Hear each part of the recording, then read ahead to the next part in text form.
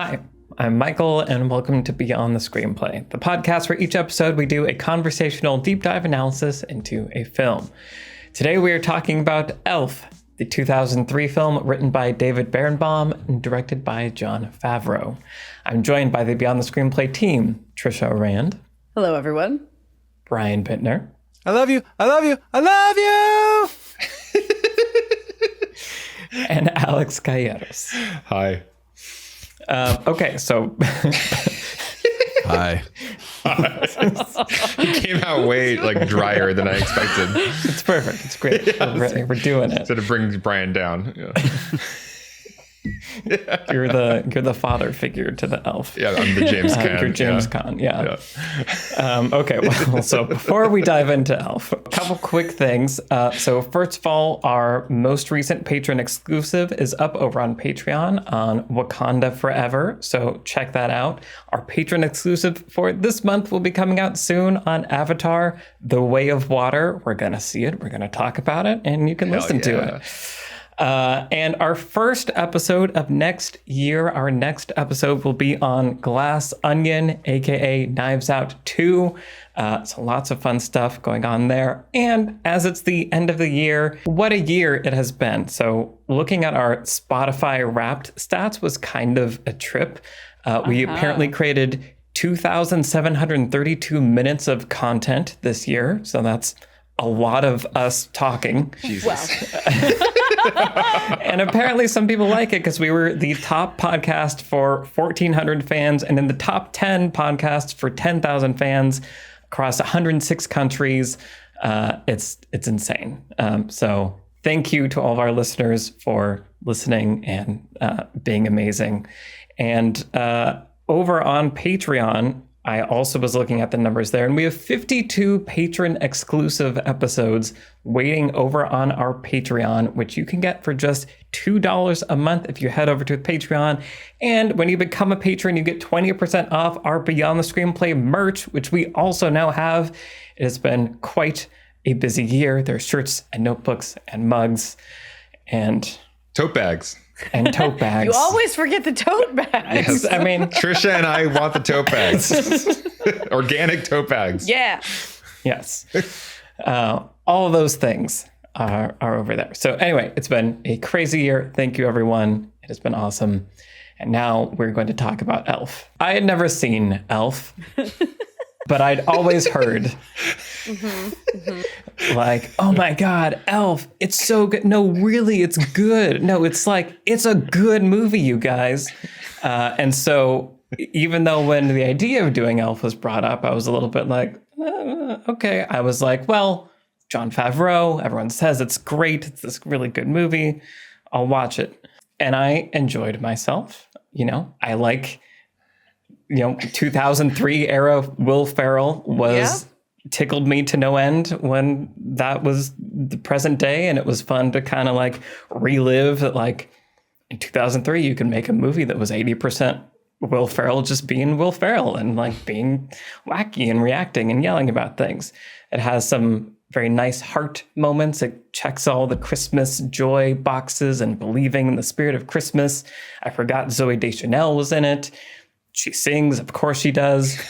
So multiple times. Yep, multiple times. She's the reason Christmas is saved, kind of. And anyway, so overall, it was a fun way to spend 90 minutes or whatever it is. If we want to get into screenwriting things, I think there are definitely some lessons that can be extracted from this. But I want to hear from you guys. Brian, I want to start with you. What is your relationship with Elf and why are we here? We're not here because of me entirely. But yeah, I love this movie. I think it's great. I saw it roughly when it came out and have seen it many times since. It's just one of those Elf and Love Actually are basically my watch pretty much every Christmas movies. For me, the thing that just sort of personally reached out and kind of touched me was the callbacks, the sort of the throwbackness of this movie. So you have the very obvious Rankin Bass inspiration to the point where Rankin Bass was almost sued them when they were like, "Wait, what are you doing?" They were going to have to make Buddy's costume blue instead of green, and they were going to have to reshoot everything. So fortunately, none of that happened. But I definitely had watched some of those Arctic puffin and all the everything in the North Pole, right? Just feels like there's like a warmth and like a familiarity and a nostalgia to it, right? But then also for me personally, I grew up watching a lot of Nick at Night and the old sitcoms from the 60s and 70s. So Ed Asner and Bob Newhart, I think that was the thing that for me was just like, oh man, like this, because I feel like those things combined kind of give this movie a little bit of a timeless feel, which is what Jon Favreau was looking for, where it wasn't just like, what are the who is the funny old guy who's in every movie right now in 2003, right? Like we're going to put that guy in, right? And like trying to get every sort of obvious comedy choice out there. And then Will Ferrell was a huge gamble. They definitely were not. The studio was like, what, the SNL guy? Like you want him to be the lead of a movie? So I think there was just there's a version of this movie that is done in kind of an obvious way. And all of the things about this movie that are done either with care or that feel like they're a little out of left field. I think those things are what kind of came together for me to just feel like this was actually like a really good movie that I really loved, rather than just kind of an okay comedy that happened to be a Christmas movie. Yeah.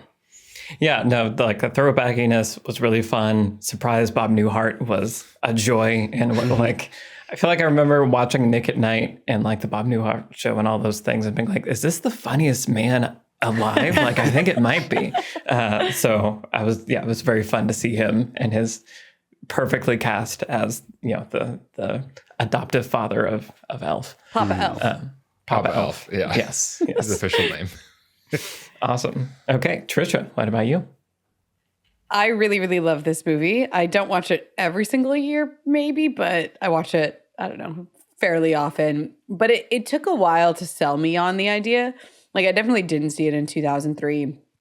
And so, like, by the time I got around to it, I was like, Will Ferrell was more of like a thing and, had kind of made his whole, I mean, he was already like this SNL kind of thing, but like, the gross out comedy, like R-rated comedies of the time. And I just associated with him with something kind of like adult, like sort of mean-spirited comedy. And I saw the poster. I remember like seeing the poster in a movie theater in 2003 and seeing the costume, and like, he's like really tall and funny and wearing tights. And like, I assume there's going to be lots of like jokes and that are just like, I don't know. I was just like, I think this thing is going to be like cynical and like there's going to be jokes for adults that are like disguised in a kids movie kind of thing. And I was just not, I don't know. Like I didn't know how it could be sincere, and oh, how wrong I was, and oh, how sincere it is. And I think that's the thing that really like always strikes me about it. So much of it is just the purity of Will Ferrell's performance and the writing of the character.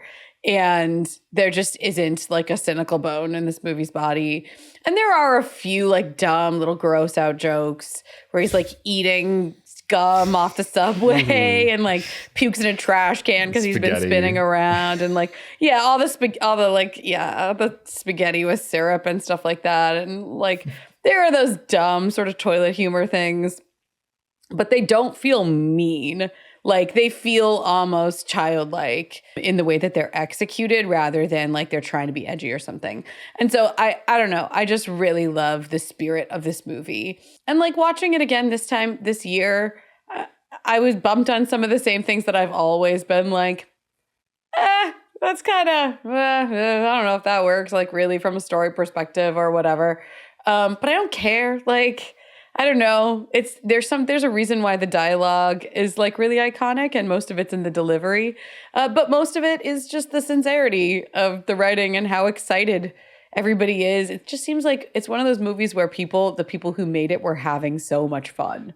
Like you get that sense that everybody was having a good time on the set and believed in what they were doing. And I just love that. Like that's the spirit of Christmas or whatever. This movie doesn't seem actually concerned about being cool. It seems like it actually is a loving homage to classic Christmas movies. It's knowing. It's not that it doesn't know that it's an homage or that, it's like not trying to be a parody in some ways, but it's just like I said, it's so earnest and lovely. So anyway, it's a great movie. I'm excited.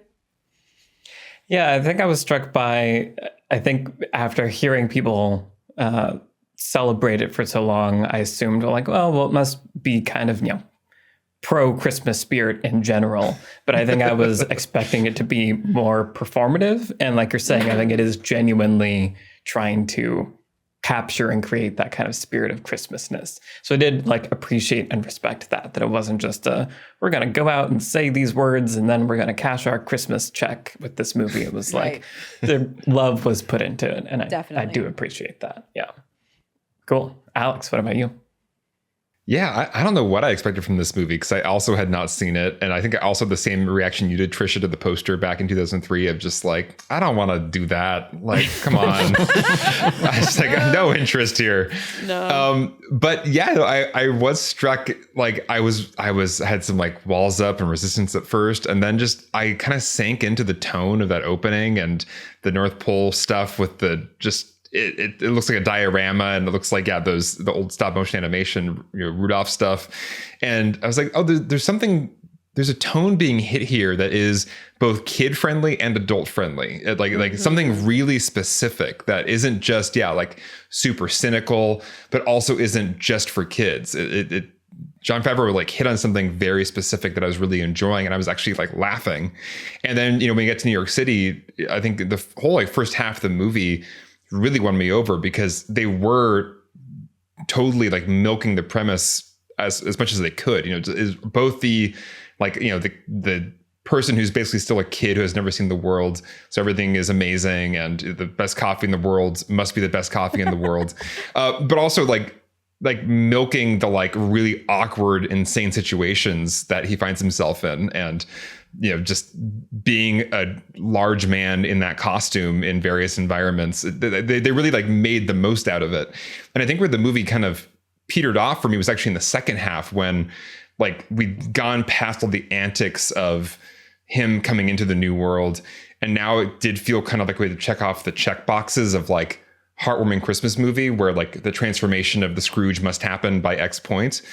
And I don't know that the movie like earned it in the way that some other, like a Christmas Carol. I feel like that earns Scrooge's transformation in a way that I didn't really feel that the father figure like believably would have suddenly quit his job or whatever. So I think that kept it from being a perfect Christmas movie in my mind. It didn't quite earn the Christmas payoff, but I was surprised by how much I was laughing, how much I was just really enjoying it, and how perfect a vessel it was for Will Ferrell, because it just, you need a very specific actor who can channel a very specific energy for this character. And he was a perfect match. So yeah, I enjoyed it way more than I thought I would. And I laughed a lot. I had a good time. Yeah. Yeah, no, I think that I had kind of a similar thing where the first half is a lot of fun and games. The second half does start to feel like it's like, oh, right, we have to plot now. And so like things happen. But it was also interesting. You mentioned this earlier, Trisha, maybe Brian too, of like that this movie is aware of Christmas movies. Like it was more meta or not reliant, but yeah, aware of previous Christmas movies and kind of the arc of a Christmas movie and with these references. And so it was this kind of interesting thing where, and the cynical half of my brain was like, oh, they're getting away with this because they know that we've seen a Christmas movie where this was earned. And so as long as you can hit those beats, we're like, oh, okay, well, I know that that's supposed to happen, so that's fine. But also because it was aware of that, it was treating that with love. And so somehow it was walking this weird, fascinating line where I'm like, this isn't, on paper, this should not be working, but on the screen, it's working more than it should be. And I don't know how to feel about that. So I think that's interesting, an interesting aspect of this film, especially in the second half. Yeah. Yeah, I was noticing this time around how sort of quickly they go through the sort of basically you have the Jovi arc, the Michael arc, and the Walter arc, right? And Walter is obviously the big one, but it's like it almost does like just the rule of three. It's like we just need like 3 scenes with each of these characters to sort of pay it off by the end. And I agree with what you're saying, Alex. Like if this were a perfect movie, it would probably feel more earned by the end. But what I also liked sort of realizing how little actual screen time was spent on each of those stories, especially the Jovi and Michael stories. Specifically Jovi, kind of her character arc, not Jovi as the love interest, but as the sort of someone who is afraid to sing in front of people to someone who can sing in front of people, was just what it did for the pacing. Just the pacing of like, boom, boom, boom, boom, boom. You know, we're either having fun over here, or now we've got like the Michael sequence. And like over the course of this sequence, we're going to be kind of off into the new thing. A character has changed, something has changed. And now we have like the runway to move on to the next thing. So I think that it is walking that line, like you were saying, Michael, but I did appreciate that like what they were sacrificing for more development, they were gaining, and just like, man, the movie's over. Like I'm just like, I could watch this again right now, you know? And I think like there's something to be said for a movie that just kind of chugs along at that kind of speed, where you don't feel like, oh, right, we have to sit through this 10-minute thing that's boring to get to the next thing. Cause this movie just has that kind of like, it has like a life and energy to it. Mm-hmm. Yeah. And to your point, I think one of the smart things that the movie does is have that many subplots, right? Like, because we don't have to like make any one of them like too messy or spend too much time on it in a way that would cause us to like overthink it. So like they do spend time, you know, most of the time on the Walter subplot, and that's where the time should be spent. Although I do want to spend more time talking about how that actual arc works or plays out. But the Jovi and Michael subplots, making sure that those are in there and present, like what you're saying, Brian, is exactly right.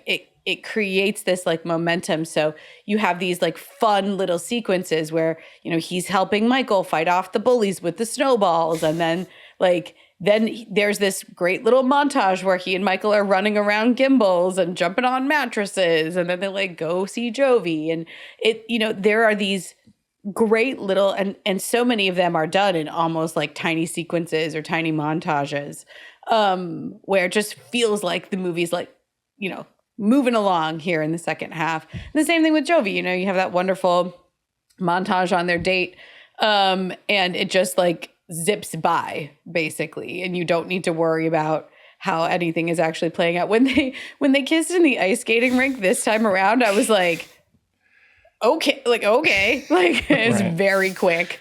Yeah. And not a lot is made of it because the romantic subplot is not the primary, you know, plot. It's like it's the C plot or even the D plot of the movie.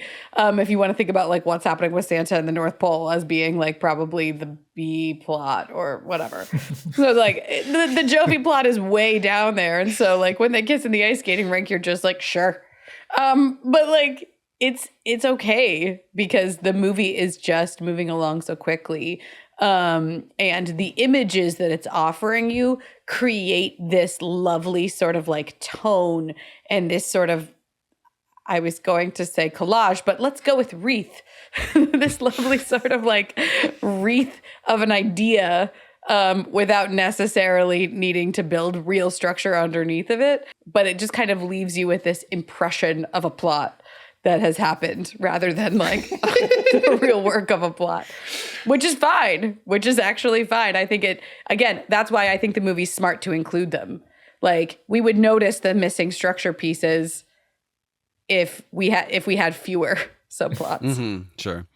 But like to counter that, I feel like you could also, you know, use all the subplots maybe more wisely to like interact with each other more, or like to have there be a more cause and effect clearly with like his parenting of Michael, is the son's name, right? Mm-hmm. Like lead more like obviously or clearly to the epiphany that Walter has. I think it's kind of there, but doesn't connect the dots for us in the same way that like I think you could make some small tweaks to that second half of the second act, and I think the ending could hit harder or actually pay off in a surprisingly emotional Christmas movie way, in a way that I feel like this movie just, like we're saying, is kind of like not worrying about trying to accomplish. Like, it's more of like, we're going to do all the fun stuff and like show a bunch of different stuff happening. And then at the end, she'll sing and he'll quit his job. And like, but I think like a great Christmas movie, that's like the inevitable outcome of the sequence of events that has like led to those like catharsis, change moments. And it's, I guess it's a credit to this movie that it's close enough that I like wished that was there. Like, I think a lesser movie, I'd be like, yeah, of course it's not there, because it's not trying to do any of that. It's just going to be like checkbox, checkbox, checkbox. But the first half of this movie was so surprisingly good that it was a little bit of a letdown for me that it didn't have that perfect Christmas movie like arc that like was like, oh man, like inevitably Walter's going to quit his job, because that's always where it was going to land here. When he quit his job in that moment, I'm like, actually, the kid can wait like 5 minutes. Like, just finish your pitch. like it didn't feel like that was like, yeah. But he's not going to get more missing. Yeah, exactly. Like, he'll still be missing 10 minutes from now. Just do the pitch. Anyway, so that's my feeling, is like it is. And I think this is, once again, a credit to the movie that it, like, I think it could have actually aspired even higher than it aspires. But where it lands accomplishes all the things that you guys are talking about, and is totally fun and great, and is a fun Christmas movie. But like, there's enough talent here that it could have been more, I think. It's interesting. Yeah, as you were talking just there, Trisha, I was remembering part of our conversation about Avatar and trying to like figure out like what the hell period.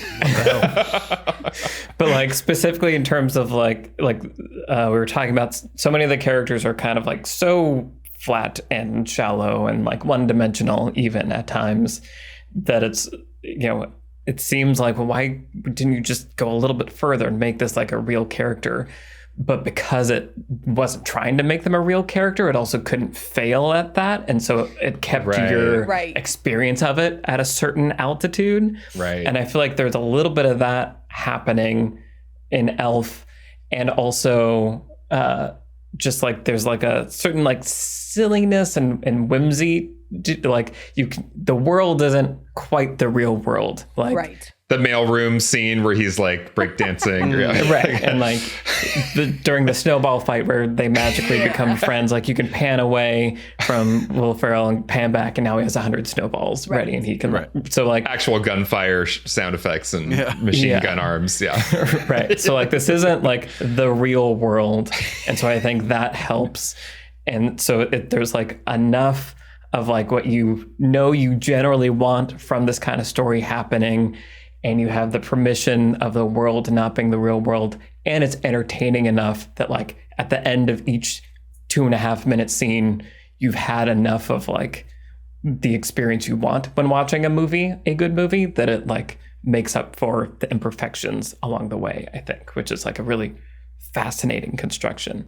And I think part of the zaniness or the silliness you're pointing to is a little bit of like an SNL like aesthetic sneaking in. Like some of it did feel a little bit like a Will Ferrell SNL sketch was like making its way into a scene. Which it's just interesting to notice that.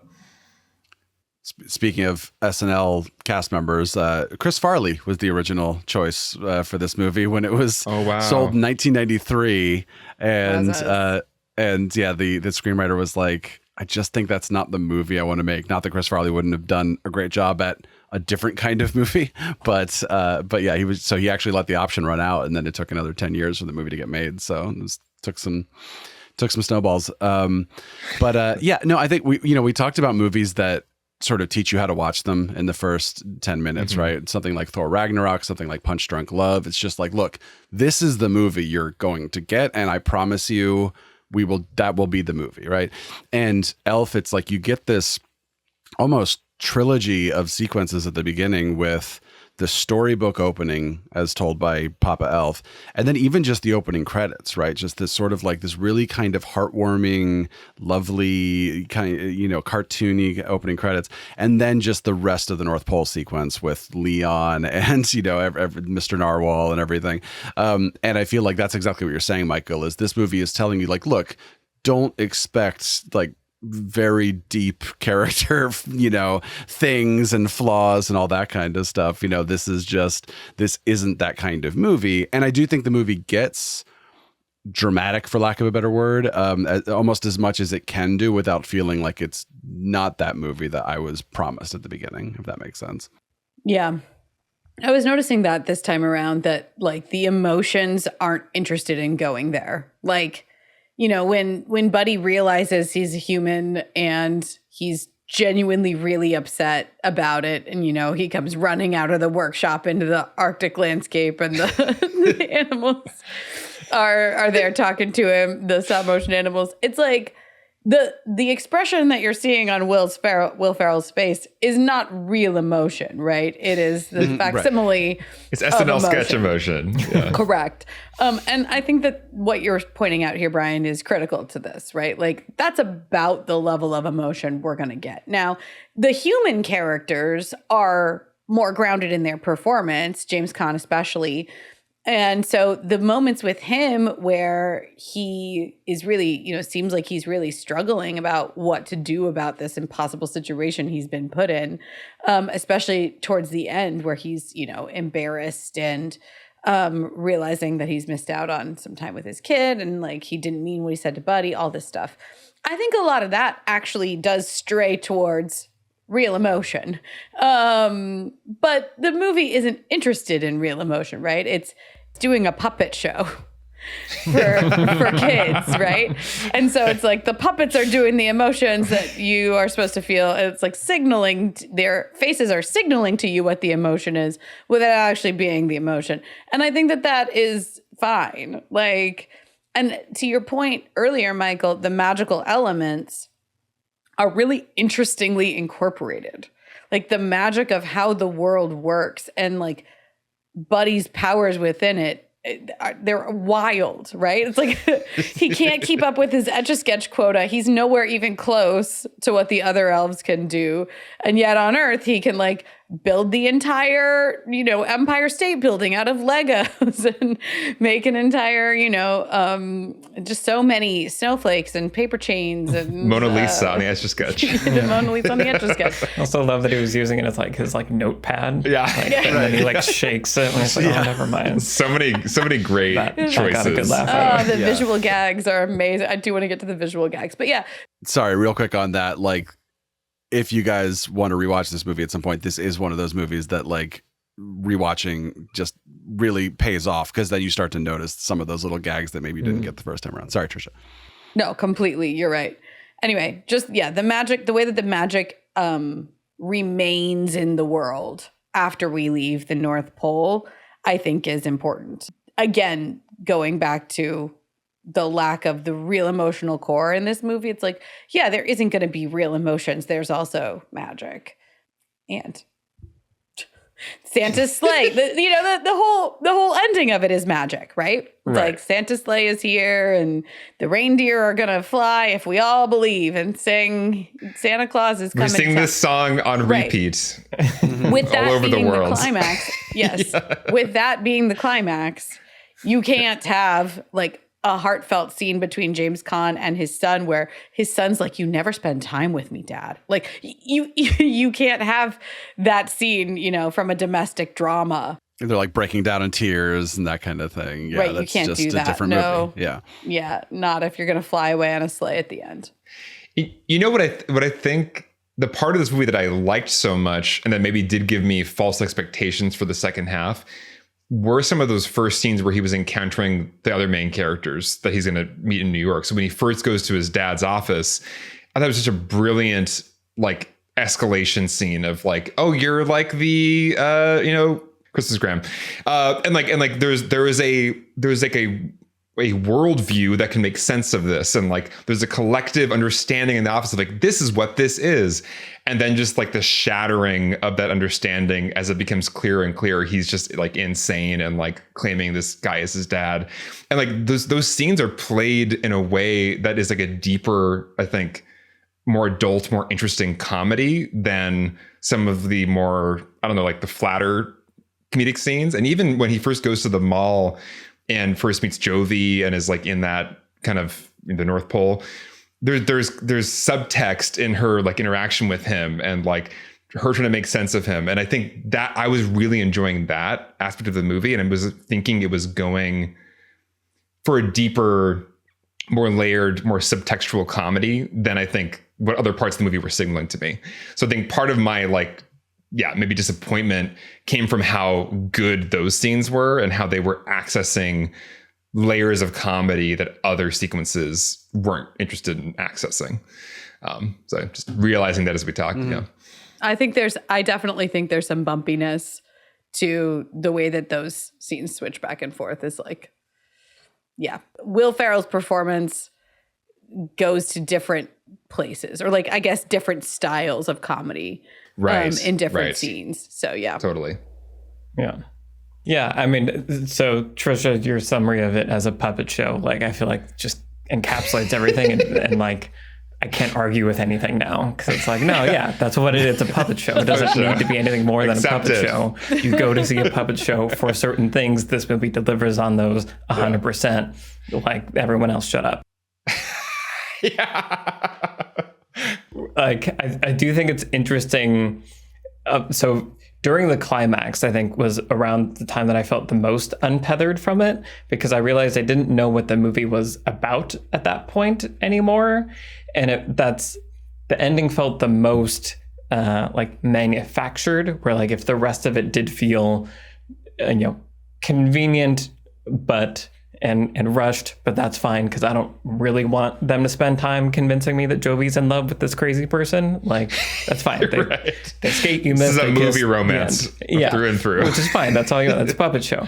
But it was interesting that the ending had to be about, okay, well, so we gotta save Christmas. This actually isn't about him reconciling with his dad necessarily as the main plot, or his dad changing necessarily, or the like fixing of the family. It's also about, you got to help Santa save Christmas, because there's an energy shortage, crisis, right? An energy crisis. And so like, you also have to like save the entirety of Christmas all at once. And that felt like it came a little bit out of left field. Like, it gets set up early on, but then we don't really talk about that until the third act. And so it was just interesting that like how in the third act that felt the most like, we got to tick some boxes, and like, these people really don't like the Central Park police horse people, park rangers. This came out in 2003 at the end of the Lord of the Rings trilogy, and there was some like serious there was some serious like, Jon Favreau was like, I want to do Lord of the Rings things. We got like some forced perspective with the elves in the North Pole, got some like table sitting at the table shots, and then it was 100% ring rates in that finale. He just wants to do ring rates. A few things. One of which, the puppet show thing falls a little short when you realize that one of the best Christmas movies of all time is The Muppet Christmas Carol, which is a literal puppet show and is surprisingly more dramatic than so many other movies. But I was also thinking about Paddington. I sort of connected Paddington and this movie when I first watched Paddington, and then I've also talked about Ted Lasso in the same conversation, which is that flat character arc where, and actually in a different way, you guys talked about Gladiator. With the Tom/Thomas guys, and where it's just sort of like, my refusal to change my point of view is going to bring everyone else sort of like cause this gravitational pull that like pulls everyone in to where I am, And I agree with you that the Santa thing in the third act, basically the Rudolph storyline in the third act, is definitely, the plot is not set up really at all. It just sort of comes out of nowhere. But thematically, I think that's really where the movie, when you actually sort of think about what the movie is trying to talk about, I think that's where it all comes together, because it is Buddy in all facets, whether it's the world or whether it's Santa's sleigh or whether it's the immediate characters around him. It's him basically trying to pull everyone into this place of joy almost and companionship, right? So, just like Paddington, they both have their like little rhyme, best way to spread Christmas cheer is sing loud for all to hear. If we're kind and polite, the world would be right. So I think the interesting thing is that in the first act, they're telling Buddy like, no, you're great because you can change the the smoke detector or whatever, right? And they're trying to be like, your special thing is that you're tall, right?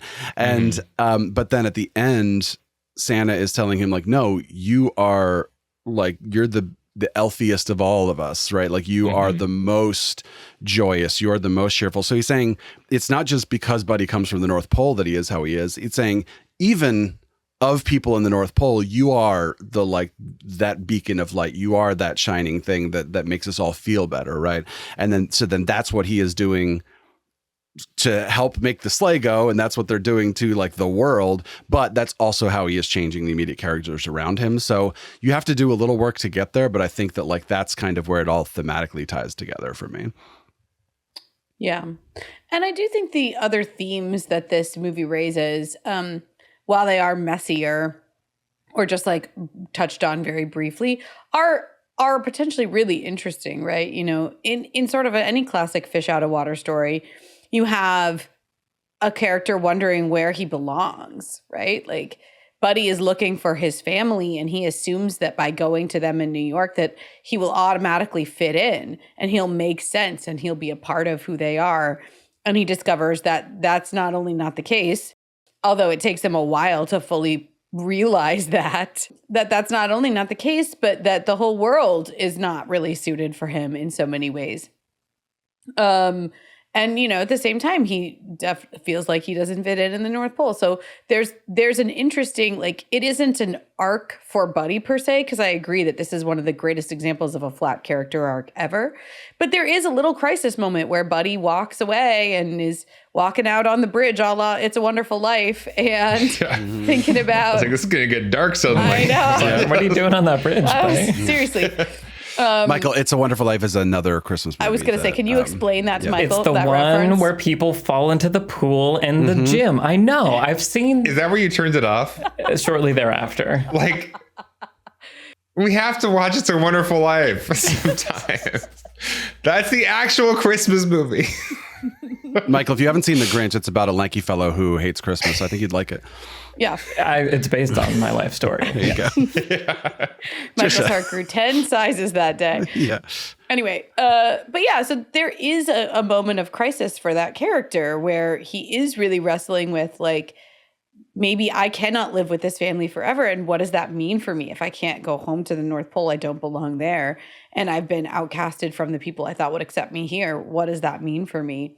And again, the movie dwells on it for maybe 10 seconds before it gets to the part that you're talking about, Brian, where then Santa has a brief line where he sort of speaks truth to Buddy about his essence and how valuable it is and what truly makes him special. But again, the movie is not about Buddy's character arc, right? It's about all these other arcs, especially James Caan's. And there are a few moments where he is the moment that he's redeemed when he accepts that Buddy is his son and puts on the Santa costume and leads the Central Park Rangers away? Or is it the moment where he starts singing and the sleigh flies over him? Like, is it the moment when he quits his job? Is it earlier than that? You know, there's a lot of different things in conversation in James Caan's arc about sort of what he needs to accept in order to be redeemed. But again, all of this is sprinkled in there like sprinkles on a Christmas cookie that you can just sort of eat your cookies, watch your puppet show, and shut up. Yeah, exactly. Yeah. Well, it's interesting because the James Caan arc, once it gets into plot territory and I need to make a book and stuff, I was 100% sure that where it was going was that James Caan's character was going to realize, oh, Buddy's the perfect person to generate ideas for storybooks. I'm going to exploit him. And so he'll think that I'm his caring father, but really I'm using him. And that would be what the second half was about. And so it was interesting that didn't go that direction. We got surprised Peter Dinklage, which made me want to watch Game of Thrones again. He's so good. Yeah. I mean, that is a great crisis. He's in it for one scene. It's a great crisis scene. Completely, I know. Yeah. No, it's great. But what you're talking about, Trisha, where the movie maybe dwells on it only for 10 seconds toward the end. But I think at the beginning of the movie, it does set up Buddy and his arc. Like the setup for the protagonist's journey, I think, is really strong. And that it is like, he's an outcast here, he's going to be an outcast there. He kind of has no place and he has to find his place. And he's kind of like crazy enough for this plan to work almost. Like he's also the only person that could do this crazy thing that he's being sent to do. So I feel like the strength of the setup and the positioning of him with the love of Papa Elf, like all of that does, I think, give enough momentum that it's still in your head at the end when Santa drops that bit of knowledge and you're like, oh yeah, okay, yeah. It's also kind of like Royal Tenenbaums, I was thinking, as you were speaking earlier, Brian, as far as like Royal comes into this family to try to make things better, doesn't like succeed on purpose, but kind of succeeds accidentally. Just like his presence, like the things he actively tries to do often backfires, but like the fallout of those does cause enough dominoes to fall such that things become better. There's a little bit of that vibe going on also. Cool. Well, why don't we go to what lessons we're going to be taking away from Elf? Alex, do you want to start us off? Sure. Yeah, we were just mentioning it a minute ago with Peter Dinklage, but I think this movie did have a great crisis sequence with that the meeting with Peter Dinklage and the perfect situation of exactly what Buddy is going to say when he walks into that room. You know exactly how poorly it's going to go over. And I think there was a great build up to that scene because you had the setup of what was the name of the character, the Peter Dinklage character? Finch. Miles Finch, the legendary author. If anybody can sell a book, it's him. He's, it's so hard to get him. He requests a certain kind of car and at a certain temperature. So you have all this great buildup of who's this person going to be. Then you get the reveal that it's Peter Dinklage, and then you just know exactly how the dominoes are going to fall. And it's almost like the Hitchcock quote about, you got to know about the bomb under the table or whatever. It made that sequence so much fun to watch because you know exactly where it's going and exactly like how Buddy is going to screw this up and how it's going to be the worst thing ever for Walter. And I thought that was a really brilliant sequence of setup and payoff. So even though I agree with you, Michael, I think that there was a wasted opportunity there with they do kind of do it at the very end with like Buddy does kind of inspire the children's book at the end. Even though there wasn't kind of like a cohesive, like Buddy centric story with Walter, this is a good second option where you can have just the most painfully perfect misunderstanding crisis moment with this Buddy character at the end. And so I thought that was very well done and very well paid off. Yeah. And I feel like, because I was getting a little uncomfortable during that sequence, but I feel like Peter Dinklage's performance makes it so much more than just like, this is a joke about someone is shorter than the rest of the people. I feel like the way it's executed and his performance, like you're saying, like totally steals that whole sequence, makes it about more than just that and makes it work. And maybe it harkens back for me to those earlier sequences I was talking about, where it is a little bit more getting into that edgy adult territory of just like the worst social faux pas, the worst, like the most painful, weird situation to possibly find yourself in, with the like, daddy, dad, just this is so uncomfortable and so wrong. And I appreciated the movie went there again because I find that funny. I like when comedy is pushed to those limits. And the fact that they did it well, because you're right, like there's a lot of ways to do the sequence very wrong in a way that feels like, it's just not good. But they managed to pull it off in a way that is like all about the situation and all about Buddy. Which I thought was perfect. Right. You could write a bunch of poor taste jokes sort of or lines for Buddy to be saying, but it is genuinely him just being like, I'm so excited to, pure love. It's just right. Pure love, pure positivity and everything like that. Doesn't even know he's being insulting. Yeah. Right. Well, actually, your lesson is kind of, I don't know, in conversation with my lesson a little bit, Alex, which is about a lot of the comedy here. And how I think so much of it works because it's not set up and Buddy walks into a room and you never can guess what he will do. And I think that that's like in a lot of these gags, that what makes them funny is that they are unguessable. Like, so, Buddy is sitting in the doctor's office. What is he doing? He is eating cotton balls. Like, why? Who knows why? Because he's an elf. They look puffy. They look puffy and fun, and he just wants to eat them. And then, James Caan takes one of them away from him, or like tries to take one away, and then, ooh, it's disappeared. Oh, where is it? It's behind your ear. I'm going to eat it again. Like, and it's an unguessable gag. You have no idea. You're just really along for the physical, visual gag of not being able to know what Buddy is going to do next. Now, it works because we understand that he's from a fundamentally different place, and we understand his excitement for the world and the joy that he has in everything. But what he's going to do in any given situation is rarely guessable. So Buddy's going to encounter an escalator. What will he do? Now, you might guess that he would do this thing or that thing. What he's actually going to do is a splits going up the escalator, right? That is unguessable. There's no way for you to predict that is what he is going to do in that scene. Similar to like even stuff with like, the gag where he's running around in the revolving door and then he goes and pukes. The puke is very guessable. What he's going to do after that, not guessable. He's going to get back up and run straight back into the door. It's so unexpected. And I think one of the best gags in this is the Christmas tree where he goes to put the light on the top. So dumb. It's so dumb, but you don't know what he's going to do. Right. He leaves frame. And you literally cannot guess what he's going to do next. There's no way to predict it. And then what happens is unbelievably funnier than anything you would have guessed anyway. And so I think that so much of the visual gags work here because you have this character with this energy, right? This unpredictable energy to him. The entire mailroom sequence is predicated on this idea. You take Buddy, you put him in this mailroom of all the mailrooms in the world. And what is going to happen is not predictable, right? You're absolutely right, Alex, in that some of the sequences we need to be able to know and have that sense of dread of what's going to happen. Mm-hmm.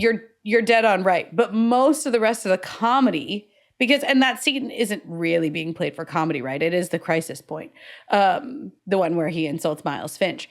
Right. But the rest of the scenes, if the entire point of the scene in the sequence is comedy, then it has to be unpredictable. And the joy comes from what Buddy is going to do that's totally out of left field.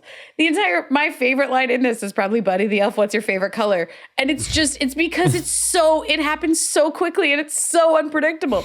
The phone rings and you're expecting Walter to pick it up, and before he can even get to it, he dives across the desk and grabs the phone and says that, of all things, straight into the phone. It's amazing. And I think all of it works. Like, it's really hard to do that kind of unpredictable, physical, like visual comedy really well. This movie nails it at every turn, where you just really don't know what Buddy's going to do in a room. And it's just a joy. Whatever he decides to do is a joy. Just to comment on that, like I feel like you're identifying how many different types of comedy are in this movie. Yeah.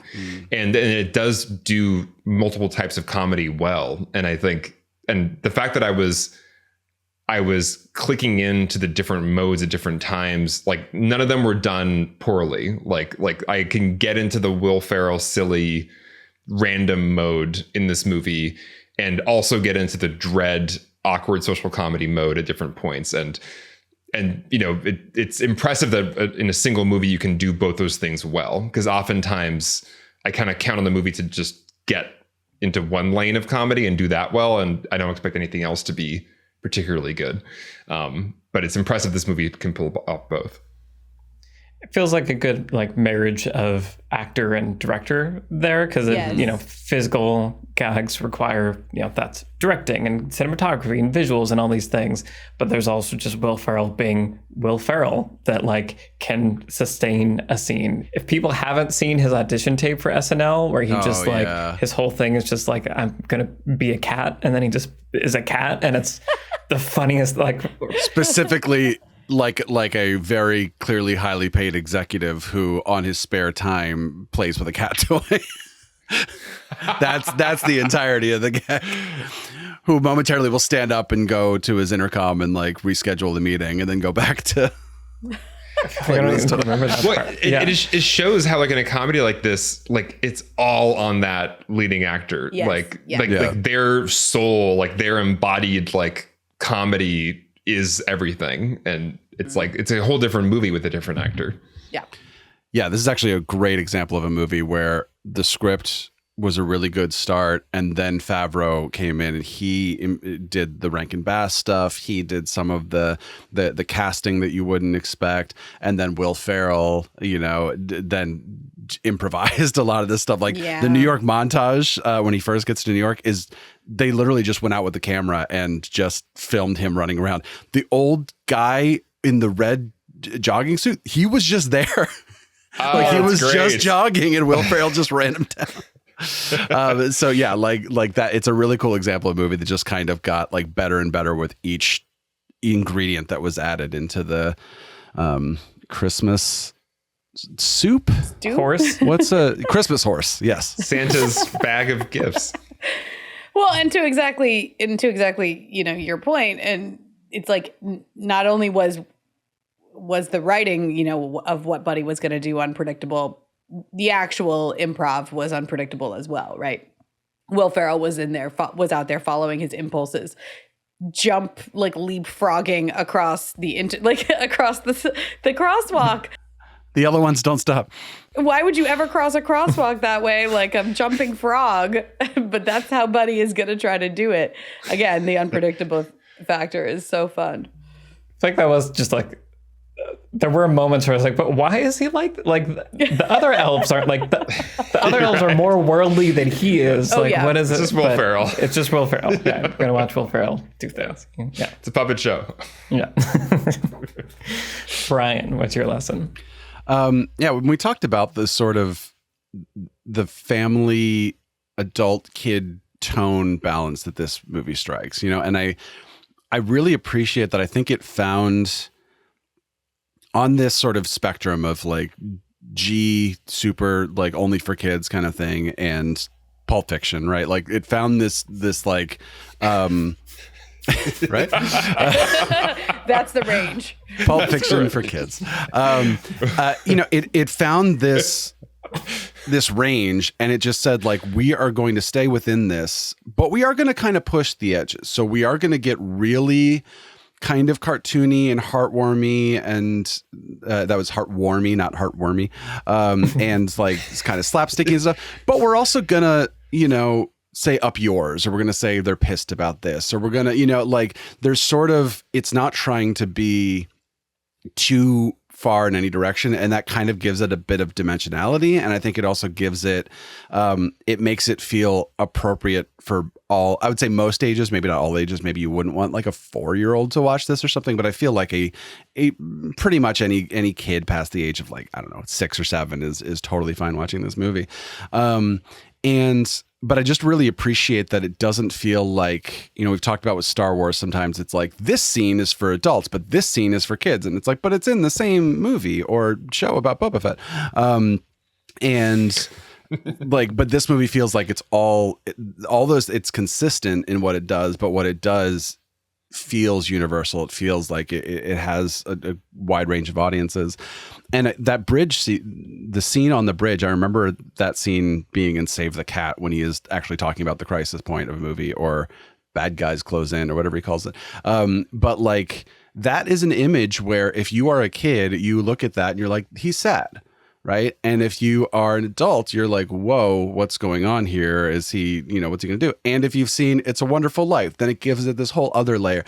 But like, the movie doesn't have to do anything more than just show you that one image. And that sort of communicates whatever it needs to communicate to anybody. And I think I may have mentioned this before, maybe on our Inside Out podcast or something, but another family movie from 2003 was The Cat in the Hat, starring Mike Myers. And I use this as an example of how not to make a movie that's trying to appeal to all audiences, because there's a conversation with Dakota Fanning, who is the only reason to see this movie, where Cat in the Hat gets out his car and he says, "Here she is, the super luxurious omnidirectional whatchamajigger, or SLOW for short." And she says, "Slow?" And he says, "Yeah, SLOW. It's better than the last thing we had, super hydraulic instantaneous transporter." Yeah. So that joke either means nothing to kids or they do figure it out, in which case it's not appropriate to be in that movie, right? You know, so Right. it's sort of like, again, in that range on the spectrum, it's like, oh, here's a joke like specifically for adults that's like really kind of not at all in the spirit of this thing, right? So I think that Elf really navigates that well. And Jon Favreau said he really wanted to make something that was kind of a true family movie. He wanted to make something that was like not set in time and not set in age, I think. And I think he just nailed that. And I think that that's something to think about if you're trying to make something that is sort of for a wider audience. It felt surprisingly timeless. Like, I don't know if it's timeless, but it more than I thought it was going to be. I thought it was going to be very much a 2003, like, stuck in a moment movie. And it was not that in the way that I expected. Yeah. Yeah. I think that's a really good point. And that is a hard target to hit. Like, to even be aware of that as a target takes a lot of awareness, and then to hit it. I was thinking about that with like the Zooey Deschanel character also, where like she, in some ways, is presented like when you first see her, I was like, oh, okay, this is like a character. She's like a New York somebody, and she's kind of poor. Like, what's her, like, she's got a whole like story going on over here. But then we never touch on it. Like, that's not part of the plot at all of like, what is her life? What is her backstory? Why, They shut off her water. They shut off her water. We see a glimpse of her like apartment. It's not like great looking, but like her somehow the story arc is reporter about- has more backstory than Zooey Deschanel. that There's reporter. so much going on in her world. There's so much happening with the reporter. I wrote a note of like, this reporter actor is like, she's doing a lot of work right now. Yeah. Like, this is, yeah. Anyway, but I feel like it's doing that thing that you're talking about of like, I can infer as an adult what this Zooey Deschanel character might be in 3 dimensions in the real world. And if I'm a child, I don't need to know any of that. I just need to know that she's afraid of singing in public. Yeah. So, yeah, it's cool. It's a good point. So I think what was striking to me is how, we've already touched on this, but like that a scene can not necessarily be earned in terms of like the dominoes all fell perfectly to make everything happen. So I'm thinking about the ice skating sequence when they're on their date and the kiss that happens. And the whole time I'm just like, why is she with this person? I don't understand. He's kind of a crazy person. Why'd you say yes? Why is she okay kissing him? I don't understand any of this. But like, ultimately I was like, I don't really care. And I don't want the movie to try to bother explaining to me why this makes sense or it's possible. Like, you showed me a thing that was entertaining. And by the end of this scene, things had changed. And that's all that matters. And the plot is moving forward.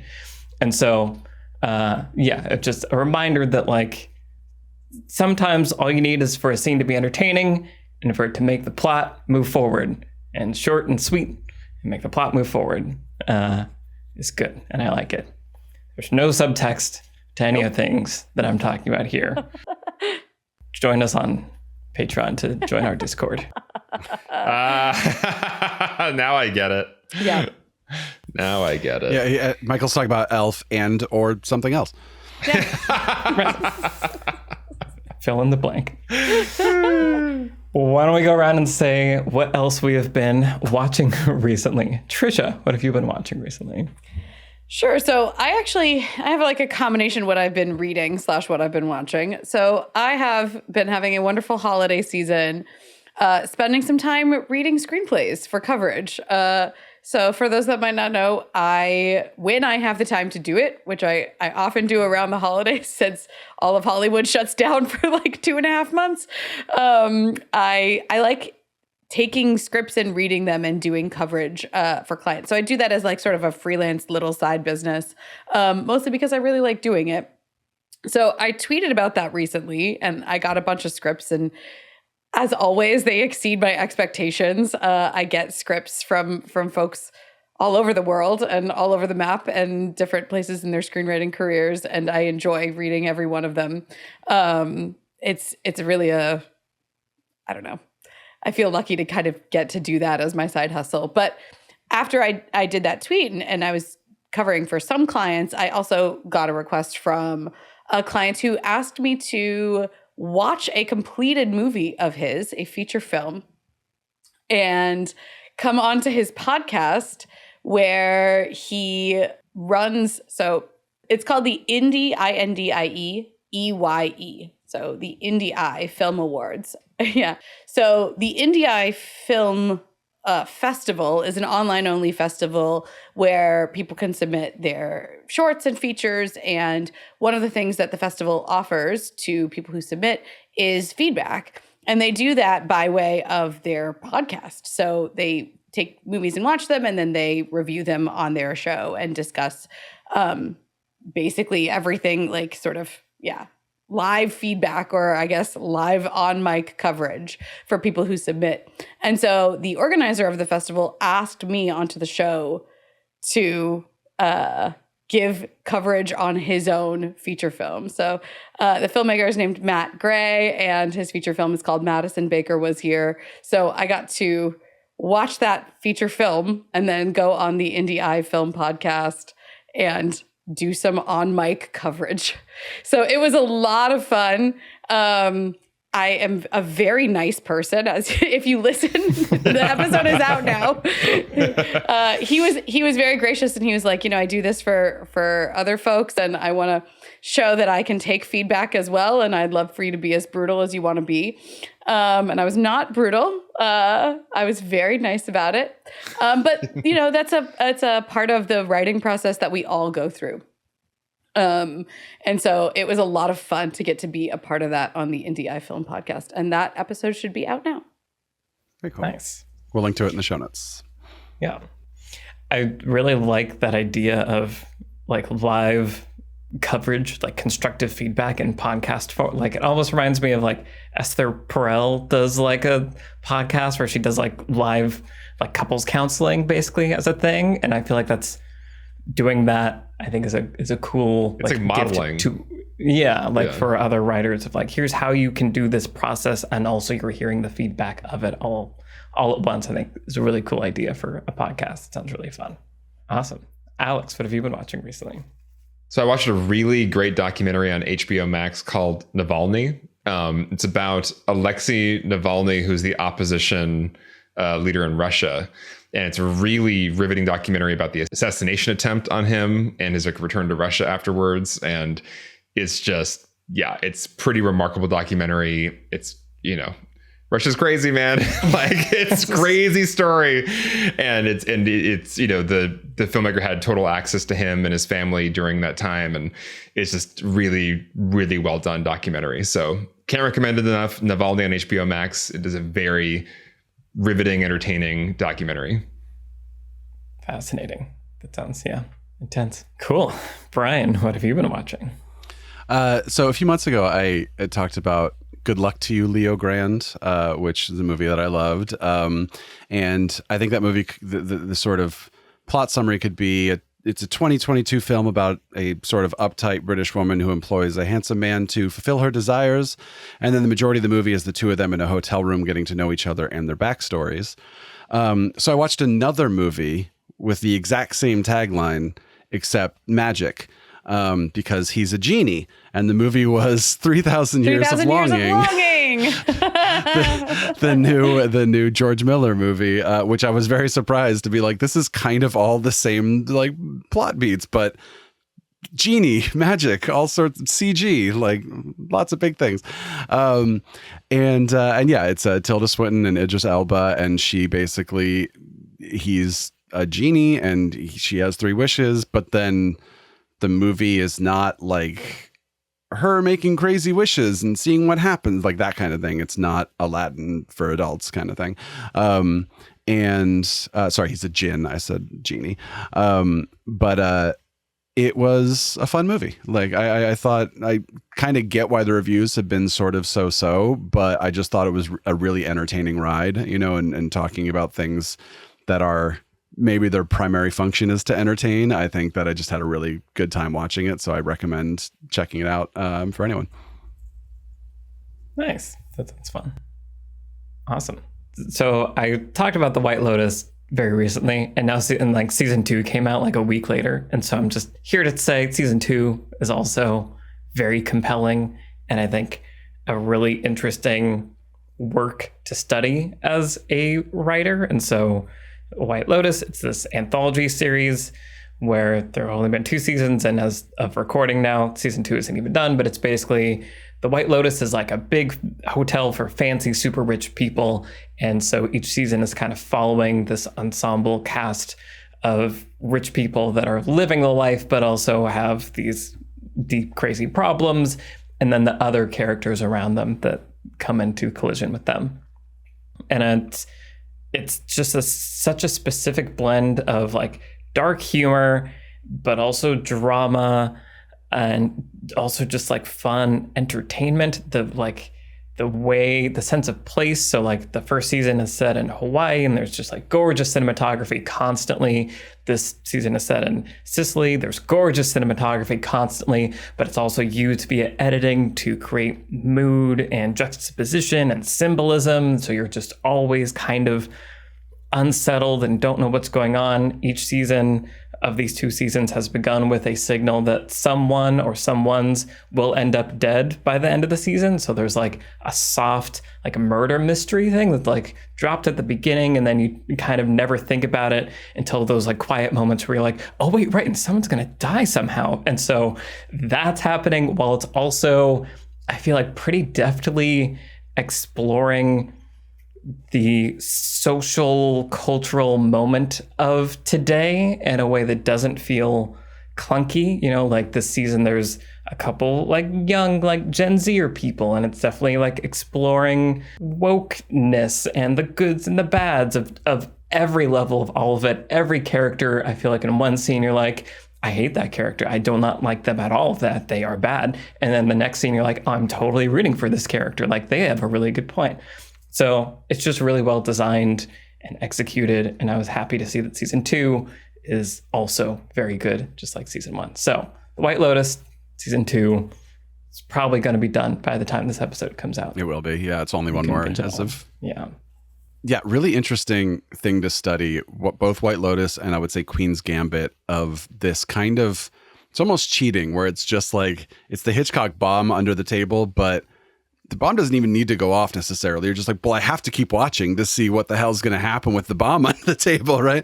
And I feel like White Lotus is just this like absolute constant cascade of like dramatic questions where you're like, I don't even know if I care about any of these characters, but I have to know if that thing happens to that person or not, you know, and then it just keeps you watching. It's really fascinating.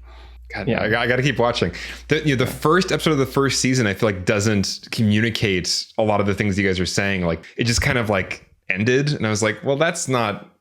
I don't need to keep watching this, but everybody keeps yelling at me to watch it and says season 2's even better, and so okay, I will. There's just like good performances, like Aubrey Plaza. There's a few moments this season where she captures like Aubrey Plaza, yeah, she's great, and there's like a very specific emotion and mental state that she's having to perform, and it's like pitch perfect. And I'm like, how did you do that? Anyway, so White Lotus, season 2 and 1, watch. Excellent. Okay, well, this has been our conversation about Elf. I have now seen it. I understand the magic. It made me want to go watch Zoolander, because I think that's my favorite Will Ferrell performance besides the Blue Oyster Cult sketch on SNL, which is the best thing ever made. But yes, this was a fun, delightful little holiday cheer moment. I hope everyone has a very happy holidays from all of us here at Beyond the Screenplay. And a reminder that our next episode is going to be on Glass Onion, Knives Out 2. I'm very excited to see it and talk about it. And there's also going to be Avatar: Way of Water. There's going to be some fun conversations. There's going to be some good episodes. I can feel it. Yeah. It's going to be good. Want to say a big thank you, as always, to the patrons that make this show possible. If you want to help us make more episodes and get lots of fun perks, then head over to our Beyond Screenplay Patreon. The link is in the show notes. Thank you to our producer, Vince Major. Thank you to our editors, Donovan Bullen, Caleb Berg, Graham Harther, and Eric Schneider. I'm Michael Tucker, and I've been joined today by Trisha Rand, Brian Bittner, and Alex Calleros. All of our Twitter handles are in the show notes. Send us a tweet and say hi. Have a very happy holidays, and we will see you in the next episode for Glass Onion. Bye, buddy. Hope you find your dad. That's what I was gonna do. Bye. Bye.